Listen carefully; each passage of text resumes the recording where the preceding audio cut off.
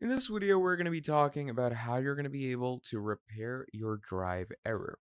Now, usually if you have a drive error, it's because your drives are either full of storage or they're corrupted or there's some type of issue in them. Now, I'm going to be giving you a very easy way to fix this for yourself. So what you're simply going to be doing is first of all, you're going to be opening up your command box, okay, which is basically your CMD. So you're simply going to write command prompt and you're going to open it up right here. Now, once your command prompt has opened up, what you're simply going to be doing is you're going to write a few lines that I'm going to be telling you to write. So what you're going to write is chkdesk, which is basically check disk. And once you have written check disk, what you're going to do from there is you're going to write the drive or disk that you actually wanted to check. Okay. So in my case, let's say I'm going to go with the C drive. And once you've done that, you're going to write /f and you're going to write /r. Now, once you do that, usually what's going to happen is it is going to be letting you know what kind of issues your drive has because it examines it through.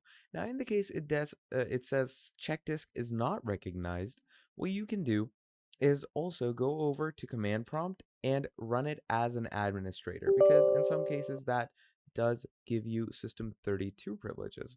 So once you've gotten this, you're going to do the same thing. You're going to do check disk and C, and then we're going to do /f and /r. Now, once you have done this, it's going to go ahead and examine all of your disk issues, okay? And, most of the items or components in your PC that have issues in them are going to be taken out. So, just run this error or run this command for yourself whenever it seems helpful and, it examines all the volumes. Now, in my case, it's going to say the type of the file system is NTFS. So check this cannot run because the volume is in use by another process. So would you like to schedule this volume to be checked the next time you restart? So what you can do in this case is just say yes, and the next time your PC restarts, what happens is it goes ahead and it verifies and validates all the files, and if there is any issue in your files, it fixes it and your drivers are repaired. So that is pretty much about it.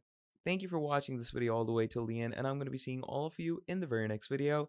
Have a great day. Goodbye.